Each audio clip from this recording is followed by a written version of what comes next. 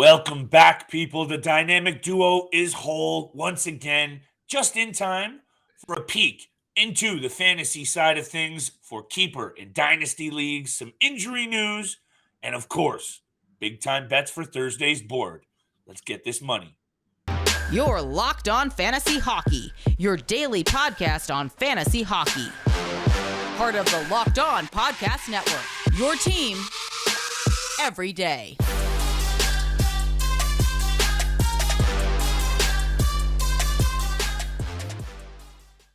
Welcome back inside the lab, everybody. That is the Locked On Fantasy Hockey Podcast with Steele and Flip. The dynamic duo has returned, and thank you so much for making us your first listen every single day. And a special shout out to Steele for holding me down while I got married this past weekend. It has been a wild week for me personally, but I've also seen that it's been some wild news going on in the NHL. And as much as I have been busy, you know I've kept it tapped to all the news. And I think I've returned on a very advantageous day, Steele, because we have some big injury news. You and I want to talk keeper and dynasty leagues to check in on our people on that side of the fantasy realm. And Thursday's board is loaded with juicy opportunities to make some money. So we're going to get into all of that on today's episode. And thank you seriously for holding me down while I've been gone, Steele. Been killing it with the episodes. We see you out there on the subscribe button, still on fire. If you haven't yet, make sure you smash it. Leave us a review if you're feeling what you're hearing. Thank you so much for all of that. But let's get down to business, Steele. DJ Tiesto voice. Because Josh Norris could be done for the year. Yeah. The Ottawa Senators get dealt another bad hand here with injuries. We know they were dealing with Cam Talbot already, but this looks more serious. Yeah. Let's talk about it. Hit me with your take on what's going on with the Ottawa Senators and Josh Norris. Look, it's a real tough blow for the Ottawa Senators. Everyone had some big expectations to where they could, finish at the end of the season. I believe both of us had them as a bubble team making a wild card spot to make the playoffs. They still can do that, but losing Josh Norris for this significant amount of time, DJ Smith came out and said that it looks like he's going to be out for 3, 4, maybe even 5 months, potentially missing the remainder of the 2022-23 season. So it's a tough blow for sure. Especially for the Ottawa Senators organization. It's a tough blow for a lot of fantasy owners who drafted this player or maybe even traded for him early on in the season. He was off to a pretty slow start to begin with, but this is just absolutely detrimental to any fantasy team. I have him actually in one of my fantasy leagues on Yahoo, and it's a tough blow. At this point, I'm not really sure whether I just continue to keep him on the IR or if I drop him at this point because he might be out for 5 months. I already have some other significant injuries on my IR as well, like Tyler Bertuzzi, Philip Grubauer is one of them. So, depending on the situations that, move forward, if I have some more injuries and I know he's out for an extended amount of time, I might have to drop him. And I don't think anyone would be willing to take a risk on a guy that's out for another 3 to 4 months. And that's just it. IR spots are usually very, very precious. And if you know you're not going to get anything out of this guy for at least 3 or 4 or 5, you hear season ending. Also, 2 points you mentioned very quickly that I want to get to. Slow start for Josh Norris for sure. Yeah. And maybe that's a testament to how good the players are around him now in Ottawa because they are on a 4-game heater and clearly have not really missed his offense because they're getting it done. But this is a long season, and we know that they're going to count on Josh Norris at some point down the line for big-time minutes. This is a 35-goal man, especially up the middle, forming that duo with Tim Stützle, that 1-2 punch that they were going to count on all season long.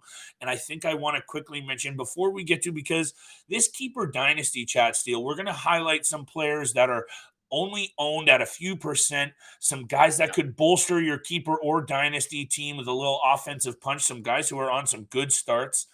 But I need to just mention what's going to go on up the middle now in Ottawa. It looks like Derek Brassard, in the meantime, jumps up and takes that second spot. But we know Shane Pinto has been also on a heater to start the year. So if I'm you, maybe I'm taking a little look into the Shane Pinto option. Oh, I've already done that. I picked him up in both of the fantasy leagues, the one that, we have with the Locked On listeners and fans out there as well. He's been absolutely great to start the season. That's why a couple of episodes ago, I suggested going out and picking up Tyler Mott, because he's playing with Tyler Mott as well. And Mott has 5 or 6 points in his first 6 games with the Senators as well. He's a little bit of a bulldog out there. He's not afraid to go lay the bot out as well. So Shane Pinto's been excellent. Tyler Mott's been excellent. A lot of the guys that the Senators added this offseason have been great. Thank you for bringing up a guy that I was going to bring up. This is what happens when you miss a couple episodes, people. There might be a little overlap, but for real, thank you for holding us down while Steele and I have been doing some life things, moving cross country, getting married. We will be back to 5 episodes a week from now until the end of the season. So make sure you keep it tapped to the Locked On Fantasy Hockey Podcast, Monday to Friday. But yeah, Steele, the injury is significant. I hope it's not 5 months, because I do love me some Josh Norris. Yeah. I got a couple of bets sprinkled on the Ottawa Senators as well. We'll get to our big time bets at the end of the show. But I do want to get into this Dynasty Keeper chat, if you don't mind, because, I've been catching up on my highlights. I've been doing my research, and, I am in a 16-team Keeper league myself. So some of these research angles that I take obviously are near and dear to my heart. But one guy that I'm looking at, Steele, and I'm looking at some players on some teams that are on the come up. The Seattle Kraken have looked pretty good this season. Yeah. And some of these pieces, their fourth line in Brandon Tanev, Geeky, and Sprong the other night, if you watch these highlights, this fourth line was all over the ice. I understand this is Brandon Tanev, but understand what this conversation is about. It's about filling in some holes in a keeper or dynasty league, deep formats. Brandon Tanev, 1 goal, 3 assists, feeling the hands the other night. Beautiful assists on a couple of goals. He chips in with hits. His minutes are up, Steele, making him more significant. Almost 15 minutes a night. He gets hits, block shots, and penalty minutes. Go out and scoop yourself, Brandon Tanev. Only owned at 9% in Yahoo leagues. Just a nice little bolstering of your lineup, Steele. That's what we're looking at. These guys are also hot right now, so why not take a flyer and add a guy who's owned at 9%? All of my guys are at 10 or less. Yeah, I was going to save this Seattle Kraken for last, but since we're talking about the Kraken right now, I want to talk about Jared McCann. And you know I love me some Jared McCann. I do. He's a little bit higher on the owned charts for ESPN and Yahoo. So he's owned at 40% on ESPN, 17% on Yahoo, which is my highest in this list. So right now, everyone else is below 15%, I believe. But I will talk about this player until I'm blue in the face. I don't think he's getting as much love as he so much deserves. 4 goals, 7 points in the 8 games for the Seattle Kraken this season. He leads the team in points with Andre Burakovsky. Again, another guy that's entering his prime right now. He's only 26 years old. He's coming off a career high of 50 points just last season with the Kraken. And I do really think the Kraken are not utilizing this man properly. He's only averaging 14 and a half minutes this season, 2 minutes less than what he was averaging last year. And we're talking about 7 points in 14, averaging 14 minutes a game. They need to put this man out for way longer, 18, 19 minutes even. He has so much skill. If he's putting up 7 points and he's only averaging 14 and a half minutes, they could be utilizing him a lot more properly, getting him out on the ice, and hopefully getting some more offensive production as well. The Seattle Kraken have scored more goals this season than the Colorado Avalanche. Just a little fancy tidbit for you there. 26 goals to 25 goals. I know it's same, but we talked about some of these teams, stealing some of these pieces on some of these teams that might not be so sexy, but we expect them to be better. And now take a look at Seattle. It's early, but you got to tap into some of these fantasy pieces, and that's what I'm trying to look at today with some of these guys here. And you mentioned Tyler Mott before we get to break. I'm not going to get into it because it sounds like you did earlier in the week, but Tyler Mott playing on that third line with Shane Pinto and Mathieu Joseph looking real nasty. And you mentioned his edge. 2 goals and 4 assists in 6 games, 17 hits, 9 block shots. He gets shots on net as well. So it sounds like you've covered that angle. But at 12% owned, if he continues to get some looks and some minutes, 16 minutes a game, my number for relevancy when it comes to taking a risk on a guy, regardless of percentage owned, if he's above 15 minutes per game, I don't mind taking a look because that's enough time to be run out there to get some serious minutes, and I'm fine with that. Tyler Mott's another one to look at. You've covered that angle this week, so I'll leave it at that. But at only 10% owned Steele and his opportunity on a high-scoring Senators team, I think that's another player worth a look in some deeper formats. Yeah, I think so too. That's why I mentioned him earlier this week. I really like the fact that, he had some injuries. He had some injury concern when he was playing with the Vancouver Canucks. That's why he missed a lot of time.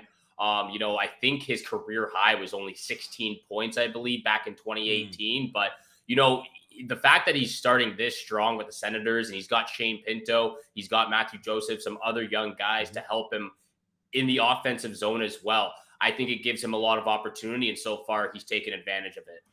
Thank you very much. There's going to be some more opportunity for you to hear about some players in deeper formats that you should be taking a look at. I've been away for a couple of days, but I got some fire big time bets for this stacked Thursday board. So stay tuned for that. But we got to pay these bills, and I got to talk about betonline.net as your number one source for betting football and the start of the new NBA season. Find all of the latest player developments, team matchups, news, podcasts, and in-depth analysis on every single game. As always, BetOnline remains your continued source for all of your sports wagering information with live betting and up-to-the-minute scores for every single sport out there. It is the fastest and easiest way for you to check in on all of your favorite games and events, including MLB, MMA, boxing, and golf. Head to the website today or use your mobile device to learn more. Bet online, where the game starts. Thank you so much for making the Locked On Fantasy Hockey Podcast your first listen every single day. For your next listen, check out Locked On Sports Today podcast, the biggest stories of the day, plus instant reactions, big game recaps, and the take of the day, available on the Odyssey app, YouTube, and wherever you get your podcast. Make sure you hit the subscribe, hit the follow button. Flip and I appreciate all the love and support out there, and thank you so much for tuning in for today's episode. And Flip, if you're okay with this, I'll kick us off again with some more Dynasty talk. Please. And I'm going to be highlighting a few young defensemen here. I feel like we really need to dig into some of these young defensemen who look like they can be on the come up in the next couple of years. The first guy I'm taking a look at, Martin Feravari of the Washington Capitals. He's only owned at 20% on Yahoo and 2.5% on ESPN leagues. And I'll say this right off the bat. He's not an offensive juggernaut. He's not going to be going out and showcasing a lot of points in the offensive zone. He's only got 1 point to show for it this season, just 1 assist. But he's got 8 shots, 8 blocks, and 29 hits this season. He had 117 blocks last year and 251 hits. And he's only 23 years old. He's averaging over 19 minutes a game so far. He looks phenomenal out there. He's playing with Nick Jensen on the second D pairing for the Capitals. And like I said, over the next few seasons, I could really see this guy gradually working up his offensive game, and potentially 30 to 35 points is not out of reach for this guy. I'm not talking about this year, but in the next few I get years. you. Yeah. And here's the thing that's interesting about what we're mentioning here, Steele, is let's say you get one of these guys and especially the younger pieces, and they go on a serious run over this year. Yeah. Now, all of a sudden, you have another bonus on your hand because you might want to consider them as a keeper. We don't know the format of your league. I don't know how many keepers you guys have, because usually it makes for a very interesting offseason. But there you go again, Steele. That's one of the angles that comes down to Dynasty and keeper is if you're doing your research early this season, it really can pay off huge, because not only are you going to get the benefit now of good points, but next season you'd think it keeps going. You know what I'm saying? Yeah, exactly. Well, here we go then, because a friend of mine at The Score, John Maddish, he did a little piece today on 4 fantasy studs that have had good starts. How about a guy who's 6'6" in Elmer Soderblom on the blue line for the Detroit Red Wings? I could not mention him in this spot, and I like your little preamble on keeping an eye on some good young D-men. 2 goals in 6 games. Only playing 14 minutes a game, so kind of a caveat there to what I mentioned. But he gets a couple of hits. He gets some pims. He's getting shots on net, and I know the opportunity is minimal. And this is probably at the bottom of my list for if I would take a shot on these guys. But at 6'6" and how he's moving around the ice, I wanted to quickly mention it. Also, I love what's going on with the Detroit Red Wings in general. We still have our ups and downs, but I think we're starting to see the needle point in the right direction here, Steele. If you don't mind, I'm going to quickly mention one other Tyler, if you're okay with it. Tyler Johnson, playing on the second line in Chicago. All of a sudden, the Chicago Blackhawks are on a heater of 4 straight games. And why not, Steele? 2 goals, 4 assists, almost 15 minutes a game. Also getting hits, 6 penalty minutes. And how about he's only owned at 3%? If you are in Dynasty Keeper Leagues, Tyler Johnson right now is most definitely worth a look, because all of a sudden, Jonathan Toews, Taylor Radish, and Tyler Johnson are forming some chemistry. And we talked about this, Steele. No, are we saying the Chicago Blackhawks are a good team? Absolutely not. But there are some options here for fantasy. And I'm not going to go into the Philip Kurashevs of the world who had a beautiful goal the other night. But Tyler Johnson's got it done and over the course of his career. So why not go to a guy? And that's probably going to be the same case for my last player. But he has the track record, so why not take a shot? He's going to be out there at 3% owned. Yeah, he's been great. I was even looking at Taylor Radish as well because he's got 2 goals, 2 assists. I do want to mention for Tyler Johnson, though, he is day-to-day with an injury right now. He did leave the game against the Florida Panthers, but I don't think it should be too serious. So make sure he's on your watch list and you're keeping an eye on any information that comes out for Johnson if you want to pick him up, because he will be available. I'm going to continue with some young defensemen here, if you don't mind.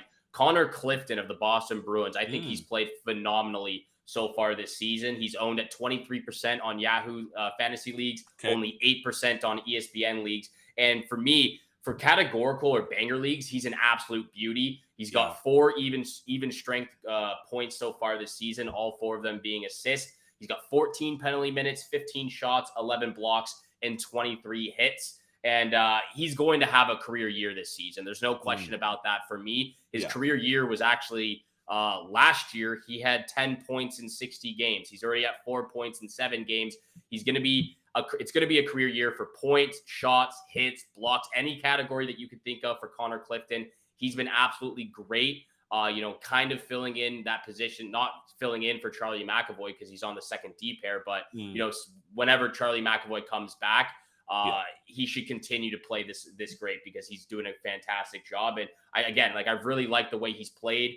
He's a stand-up defenseman that makes really smart decisions at his own zone. He's not afraid to stand up and take the body on players that are coming forward towards him. So I like his game. It looks like he's going to be playing a lot of heavy minutes until McAvoy comes back, and he's already at 4 points in 7 games to start the season. I like that he plays with that edge. Grzelcyk has been eating a lot of minutes for the Bruins as well. In McAvoy's absence, we'll see what happens when McAvoy comes back, because there will be a shuffling of the deck there a little bit in Boston. But if you're going to continue to play well, you're going to be run out there. Shouts to the Boston Bruins as well for looking very good to start the season. Yeah. I was hoping for a regression. I'm still hoping for a regression. It's a long season, that's for sure.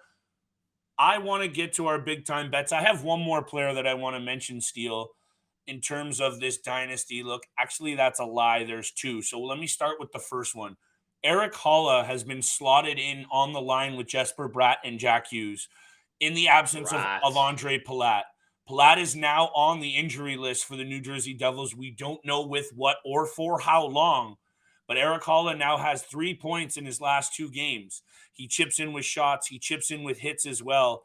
If he even gets 2 or 3 games on that line with Jesper Bratt, the current point leader in the NHL, and Jack Hughes, you got to be running out there and grabbing Eric Holla on a flyer, because he will be getting some points over the next couple of games for sure. That's number 1. That might be more of a short-term thing, because what I've seen from the beauty and the ageless wonder somehow still getting it done, Jeff Carter, playing alongside Evgeny Malkin and Danton Heinen. I'm kind of liking that second line in Pittsburgh. Jeff Carter also got hurt last game, but it should be fine. If he misses a game, should be only 1. 2 goals, 4 assists, 9 hits, 9 blocked shots, 17 minutes ignite per game. Also, how about 10%? Go out there and grab Jeff Carter. He had 48 points last season, 20 goals. He can still get it done. Hands are still there. The feet and the body are losing it, but the hands are elite still, Steele. Evgeny Malkin makes him relevant. There are some options here, people, in the dynasty leagues. in the keeper leagues, because we're still early in the year, don't miss out on some of these good opportunities, Steele. I hope you've been feeling those players, and boy, am I ready for some big time bets. Look, Jesper Bratt has been absolutely phenomenal. So Eric Hall is definitely going to be getting some You like opportunity that one? with.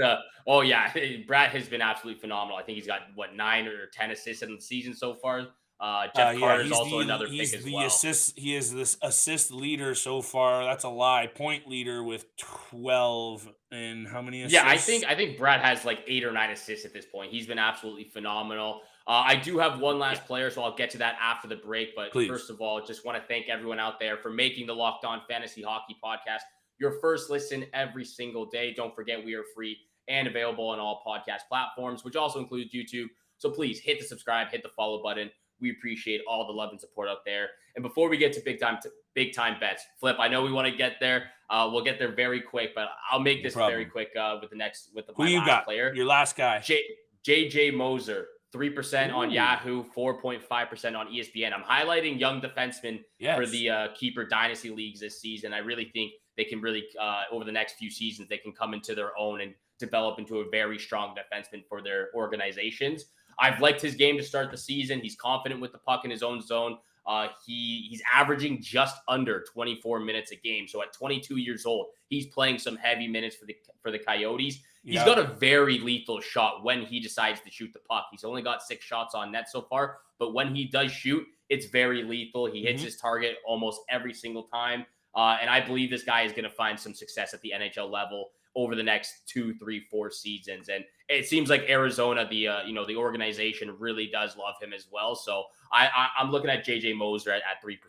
They are very, very high on this Moser kid. And hey, shout out to anyone who was listening to last week's episode when we said jump on Shane Gostisbehere and have a look. Yeah. Because my man's on a heater right now. So there you go. That's number one.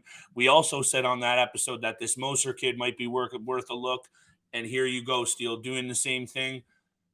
Just because the Arizona Coyotes have a knack for being the graveyard where careers go to die, doesn't mean it can't be a spot where careers start and you get the HE double toothpicks out of town and have a career. I could see that for your boy Moser here. Well, that's what Chinkrin's trying to do. Yeah, well, good luck with that. But Moser seems to have a little bit of everything going on. And I would like to say that he should be one of those pieces that if you add now and he has a good year, you seriously consider keeping him moving forward because of his ability, his talent, his age, and his otherwise. Now, Steele and I have been a little up and down on the bets. I'm going to blame it on a life-altering moment in my life with the wedding. I don't know what Steele's blaming it on his. Maybe the trip out west. That's okay. I'm fine with that. I'm still fatigued from the move. There I'm still he on is. Eastern He's time. fatigued. It's the West Coast air. He's a little lightheaded. But people, we are getting right back down to business. And I have 4 picks for Thursday's board. And Steele, if you're okay with it, I'm going to kick it off with my first pick. Yeah, of course. My first pick, I'm keeping it simple tonight to start it off. I have liked what I have seen from the LA Kings for the most part this season. Yes, they are 4-4. They've been a little up and down, but they are coming off a very neat and tidy 4-2 game against a good Tampa Bay Lightning team. I know the Lightning haven't been great this year, but I like what I'm seeing from this Gabriel Velarde kid. Adrian Kempe is playing great. They have some good young pieces on the blue line, and we know the goaltending is solid. Now, I don't mind taking teams at home for a bad odd, but you're getting the LA Kings on the money line minus 145. Steele, I'm just feeling this spot against the Winnipeg Jets. I know the Jets have been pretty good this year. I get it. I don't want to take away from what the Jets have done. 3-3, doing okay. The LA Kings are going to go on a little mini run here. I'm calling it now. The LA Kings at home on the money line, minus 145. I feel like that is a very, very good pick to get me back in the win column and to kick off our picks for Thursday night. All right. Well, I don't have that game in any of my bets, but I'm going to have to disagree with you, Flip. I would have taken the Winnipeg Jets at plus side 130. Bet. Side bet for sure. We might have an actual, throw some $10 or $20 on this for a little side bet, but I would have taken the Winnipeg Jets. I really do think they've been so far great to start the season. But my first pick of the night, I've got a little bit off the charts here a little bit for 2 of the picks, but I'll start off with one of them. My first one, it's not my lock of the night. I'm taking the Panthers on the money line at minus 200 versus the Philadelphia Flyers. Look, I took the Panthers on the puck line against the Chicago Blackhawks, and that bit me in the behind real bad. So I'm playing it safe with the Panthers just on the money line on the road against the Philadelphia Flyers at minus 200. And the other two bets of mine are a little bit more spicier. I appreciate that because the rest of mine are all going to be plus money bets. I assume the line here on my next bet isn't out just yet, but it should be plus money. And I'm going to go there now because last year, Austin Matthews started the season in basically the same fashion that he did this way. 6 games, 1 goal. Now it's 7 games, 1 goal. It is only a matter of time before this player breaks out in a big way. So why not against the San Jose Sharks on the road in a nonchalant? We know he likes Southern America. He likes the California weather. My boy's going to pop off for at least a multi-point game. Give me Austin Matthews, anytime goal scorer. I'm feeling his breakout tonight, Steele. I'm calling it, and I'm going to be riding number 34 hard. Look, we're back on the same page, Flip. I'm going right back to this Leafs San Jose Sharks game. I'm not taking Austin Matthews anytime goal, even though I do think he's going to have a great night and score some goals as well. But I'm taking the Leafs Sharks over 6.5 at plus 110. Okay. The Sharks have been in some low scoring games of recently. Yes. So have the Leafs as well, I do believe, too. But I'm going bold. I like it. I'm going bold. But like you said, it's going to be a multiple point night for Austin Matthews. I really do think it's going to be a really great night for the rest of their stars, Mitch Marner and Nylander, Morgan Riley too. I think it's going to be a high scoring game, and we're going to finally see the Austin Matthews that we know and love from last year.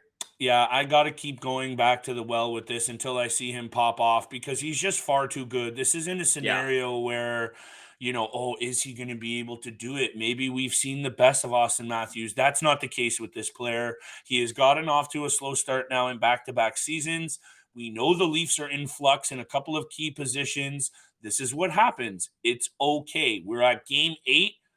We know his ability to score multiple goals in multiple games and go on serious stretch runs. Also, how about a little statistic for you? In 9 career games against the San Jose Sharks, give me 9 career regular season goals for number 34 as well. I'm fine with taking this one, Steele. If you're okay with it, I'll fire off my third pick and my lock of the night very quickly. Both plus money picks.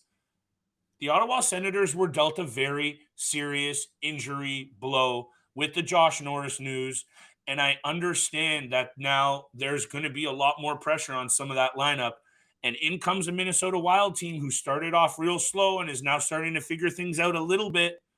I understand why the Ottawa Senators are plus 105 on the money line, but until I see a step back from them playing with confidence, I'm going to go back to the well because, as I've heard before, trends are your friends, people. And the trend is the Ottawa Senators are playing great at home right now. I understand this could be a coin flip game, but give me the plus money on the Senators on the money line, plus 105. And this is by far going to be my spiciest take, Steele. And you're going to go, Flip. Have you been watching the hockey results? Have you been paying attention to what's going on with the Vancouver Canucks? And yes, I have, but they're snapping out of their streak tonight. For my lock of the night at plus 115 on the money line against the Seattle Kraken. I'm feeling it. I know the book is out there. You said it, I believe, 5 months ago. This Vancouver team goes nowhere with that blue line, and you're looking spot on with it. So until something happens there, I don't think they go anywhere. You're spot on. But they're going to win tonight, and they're going to win more games than they're losing right now. There's too much offensive talent there, and Thatcher Demko is going to win some games. Why not tonight? I know the Kraken have been good. The Canucks are not this bad. I'm back, Steele, and I'm yelling, but give me the Canucks on the money line for my lock of the night. Look, Flip, I'm so happy you're back because that's exactly what my lock of the night is too.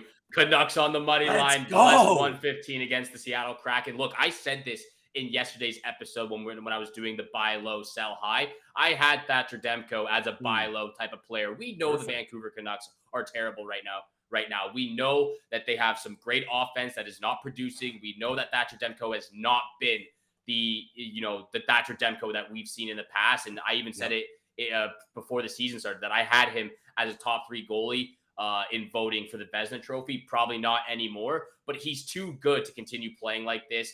Things are going to turn around for the Vancouver Canucks. They are going to get a first win eventually, and it's going to be tonight against the Seattle Kraken. They have too much talent. Thatcher Demko's too good to let this continue to happen. I'm right there with you. Canucks on the money line against the Seattle Kraken for the lock of the night. Man, I absolutely love that. I love this show. I hope the people have enjoyed the content over the last couple of weeks. And seriously, we appreciate you holding us down while we've been getting crazy on our lives. But I could not be more fired up to we hit the top 150 podcasts in the country this week, people. We see you, and we couldn't have done it without our listeners. I couldn't have done it without my co-host, Steele. There is so much more fire fantasy content coming up. So make sure that subscribe button is smashed. The follow button is smashed because we are just getting warmed up. Take us away, Steele. Yeah, you pretty much already said it. But again, we got to thank everyone out there for making the Locked On Fantasy Hockey Podcast your first listen every single day. We really do appreciate it. For your next listen, though, again, go check out Locked On Sports Today podcast. The biggest stories of the day, plus instant reactions, big game recaps, and the take of the day on the Locked On Sports Today podcast, available on the Odyssey app and any podcast platform you use. Thank you again for tuning in for today's episode with Flip and I. Have a great day. Good luck with all your bets out there. Hopefully we're bringing in the moolah for all of you out there, and we shall see you back here again tomorrow. Peace.